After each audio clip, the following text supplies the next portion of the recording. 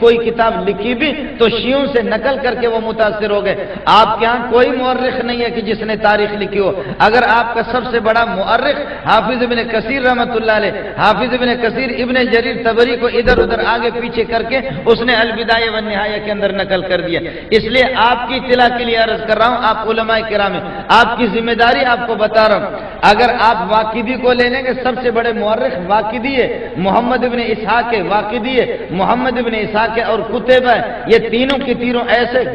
غالی اور بدبودار قسم کے شیعہ ہیں کہ الامان الحفیظ. آپ سمجھ رہے نہیں سمجھ رہے؟ تیسری بات میری سن لو،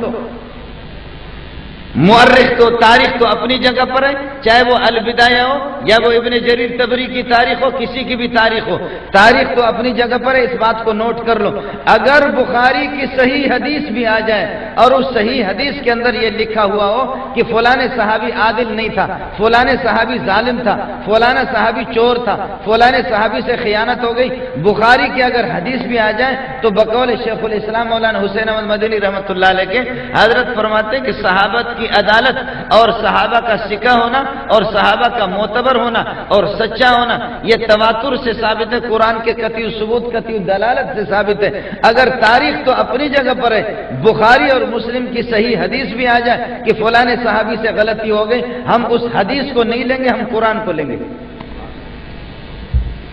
ارے بابا آپ میری بات سمجھ رہے ہیں؟ میں تو مولانا اورنگزیب کی طرح تو چھلانگ نہیں مار سکتا. آپ میری بات سمجھ رہے نہیں سمجھ رہے؟ اگر بخاری اور ترمذی کی صحیح روایت بھی آ جائے، حدیث حدیث حدیث، تاریخ کی بات نہیں کر رہا ہوں. اس لیے علماء کرام جب آپ یہاں سے جائیں گے، اللہ کے لیے میں نام نہیں لیتا، بہت سے مولویوں کی یہ کہ کچھ ان کی تحقیقات پر بھی زد پڑے گی،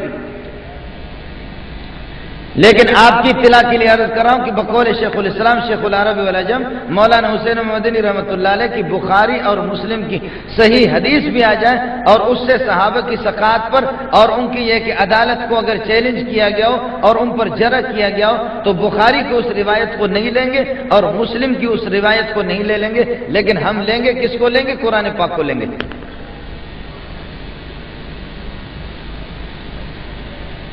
آخر آپ صحابہ پر آپ جرح کر، پھر آپ کی اطلاع کے لیے عرض کروں، بات سمجھ لو، ادھر بخاری ہے، ادھر ترمذی ہے، ادھر نسائی ہے، ابن ماجہ ہے، ادھر ابن ماجہ ہے، ادھر ابو داؤد ہے اور ادھر طحاوی ہے. آپ کی سیاست کی 6 کتابیں رکھی ہوئی ہے اور اللہ آپ کا بھلا کرے یہ ہے کہ، اور ادھر ایک بلی ہے اور ادھر ایک چوہا ہے، ایک چوہا ہے بخاری کے اندر اور وہ چوہا اس طرح سر نکالتا ہے، بلی ادھر سے اس کو دیکھ رہی ہوتی ہے، بلی نہیں بلکہ بلہ ہے، بلہ اس کو دیکھ رہا ہوتا ہے اور وہ چوہا ادھر سے بخاری سے سر اس نے نکالا ہوا ادھر، اور یہ بلہ یہ جب بلے کو دیکھتا تو پیچھے ہٹنے کی کوشش کر رہا ہے. بات ذرا سمجھ لینا، شیعہ کہتے ہیں کہ ہم نے تمہارے کتابوں کے اندر بھی بعض روایتیں اس قسم کی ہم نے داخل کر دی ہے، اب تم سنی ایڑی چوٹی کی زور بھی لگا دو، ان کو نکالنے کی کوشش بھی کر دو، تم اس چوہے کی طرح تمہارے بخاری کے اندر وہ سب کچھ گھسا ہوا ہے، لیکن یہ کہ تم اگر باہر نکلنے کی کوشش کر دو، ہم نے چوہا داخل کیا اندر اور چوہے کا کام کیا ہوتا ہے کہ کاغذوں کو کاٹنا، تمہارے کتابوں کے اندر بھی ہم نے یہ چیز داخل کر دی ہے، لیکن اگر باہر کوئی چوہا نکلے گا تو یہ بلہ شیعوں والا موجود ہے، اس کو چھوڑے گا نہیں، اس لیے وہ اندر رہے گا، بخاری کے اندر ہی رہے گا، مسلم کے اندر ہی رہے گا، صحابہ پر جرح ہوگا. اس لیے آپ یہ ہے کہ